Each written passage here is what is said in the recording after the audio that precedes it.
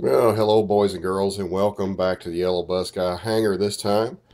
And we're going to take a look at the Ominus, which is made by a company called Dromida. And they typically make ground vehicles, and they've ventured off into the quadcopter arena.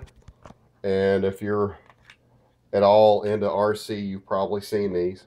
And there's plenty of videos out there showing them fly and all that stuff. And that's not what I'm here about today. Imagine a bunch of you have gotten these for Christmas, and they are sturdy and they take a beating. They really do. I mean, they even show in their promotional video getting it rolled over by a bicycle. I can't recommend doing that, but they are rugged, but they are not indestructible.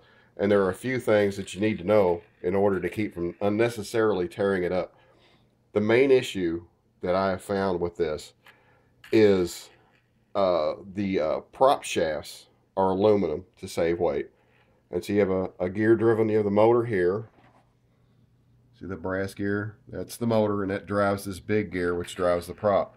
Then you have a shaft that runs through the main gear here. And the thing I've found that it doesn't take much of an impact to bend one.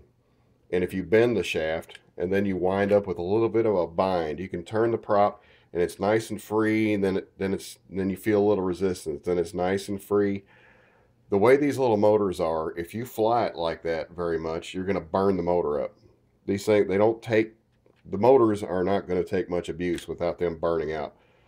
And I've bent a couple shafts, hitting the wall one time, and a couple other things. And I found if you can manage to, you can straighten it with a little bit of pressure on your thumb, just very gently, and keep messing with it. This one has a little bit of run out in it still, but the prop is free. There's no binding. That's what you want to prevent at all costs. No binding. So you don't want to watch out for things like hair, debris getting in here. Your props all should spin with no effort. No binding.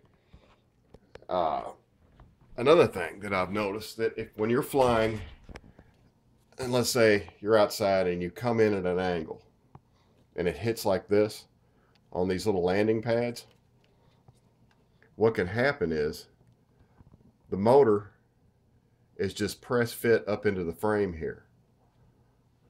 See, here's the motor is set down inside inside the landing foot, if you will. And what'll happen is it'll get cocked a little bit from the impact. And see, just messing with it here, I mean, it doesn't want to come out, but it seems like an impact, especially at an angle at some speed, that too will cause binding. And if you spin, anytime your copter comes down in the yard or you've had a wreck, before you fly it, the first thing you should do is check and make sure all your propellers are free. And that's happened more often than having the motor get cocked. And all I have to do is take your finger and push it up into the frame and square it up again and check, make sure it's free, and you are good to go. But I've seen it over and over again. People talk about I've flown it, for 2 days and I've got a burnout motor. That's probably why. So that's what I recommend you do. And I got another pack. I get 12 minutes a pack, and tons of fun. And since I've gotten this, I've gotten a Blade 180QX, and I built a 550 size Turnigy Talon quad. They're addicting. But anyway, if you've gotten one for Christmas, have a lot of fun, fly safely. And these couple little items here. Oh, and you should also periodically, you tip back these tiny little screw out, lift the prop off, and then the shaft will simply slide down out of here, down through the gear. Disassemble it and clean this stuff from time to time. Clean the shaft. It'll get all funky, gummed up. A little thin, very thin coating of oil. Reassemble everything, and it'll keep running nicely. And well, that's about all I got. If you got any questions, hit me up on the comments, and fly safely. And welcome to the hobby. If you're new, stick with it. It's the most rewarding thing I've ever done in my life. And I've been messing with RC for off and on since '92, and it's well worth it. And you see, I'm a junkie. There's a prop balancer. There's my Champ. There's my Crack Wing by Twisted Hobbies. There's a flight test Bloody Wonder that's out of service currently. That went into a lake late this summer.